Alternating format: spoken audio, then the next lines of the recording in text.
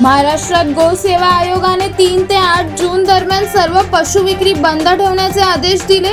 गायींच्या अवैध कत्तलीस प्रतिबंध घालण्यासाठी हा निर्णय घेतला गेला आहे। जुहू बीचवर सेल्फी घेताना एक तरुण समुद्रात बुडाला। लाटांमुळे दूर गेल्याने बचाव पथके पोहोचण्याआधीच त्याचा मृत्यू झाला। पोलिसांनी खबरदारी घेण्याचे आवाहन केले। मुंबई व MMRDA मध्ये आजपासून CNG दरात 10 रुपयांची वाढ झाली। नवीन दर 80 रुपये किलो झाले आहे। काही महिन्यात ही चौथी दरवाढ आहे। बकरी ईदच्या पार्श्वभूमीवर घाटकोपर मधील मैत्री सोसायटी पुन्हा वादात आली। BMCने बकऱ्यांच्या कत्तलीस मनाई केली तरी काही जण सोसायटीतच कत्तल करण्याचे ठाम आहेत। मुख्यमंत्री देवेंद्र फडणवीस 5 जून रोजी समृद्धी महामार्गाचे अंतिम टप्प्याचे उद्घाटन करणार।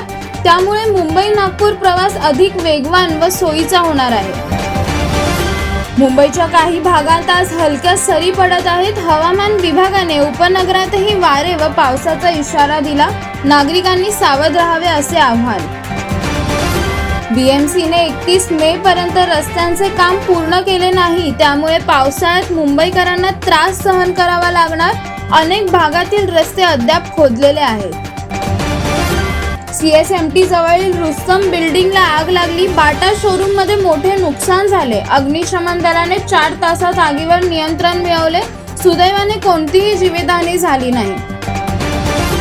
देशातील पहिली स्लीपर वंदे भारत एक्सप्रेस जुलैमध्ये लखनौ मुंबई दरम्यान सुरू होणार। 20 डब्यांची ही ट्रेन आठवड्यातून 4 वेळा धावेल व प्रवास अधिक आरामदायक ठरेल। मुंबईत पुन्हा एकदा बच्चा चोर टोळी सक्रिय झाली। पनवेल पोलिसांनी अपहरणानंतर 24 तासात 3 महिन्याचा बाळाचा शोध घेतला। एक आरोपी कलंबोलीतून अटकेत।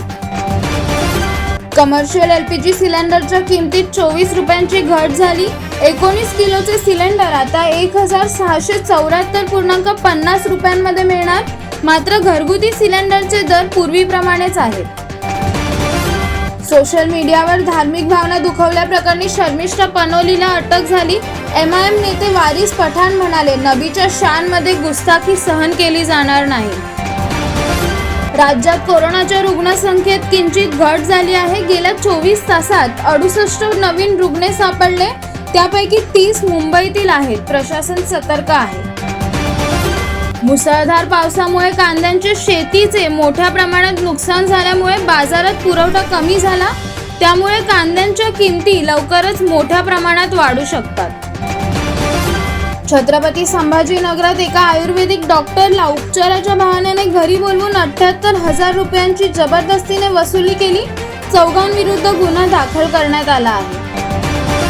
मुंबई अहमदाबाद मार्गावरील धुलवाडीत बस व टेम्पोची धडक झाली। अपघातात बस चालकाचा मृत्यू झाला आणि 3 प्रवासी जखमी आहेत। वाहतूक ठप्प झाली आहे।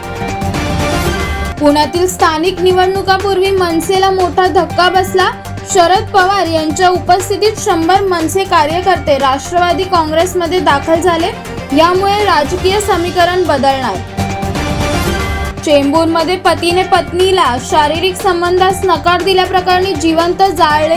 पीडिताच्या जबाबावरून पोलिसांनी गुन्हा दाखल केला असून आरोपी सध्या फरार आहे।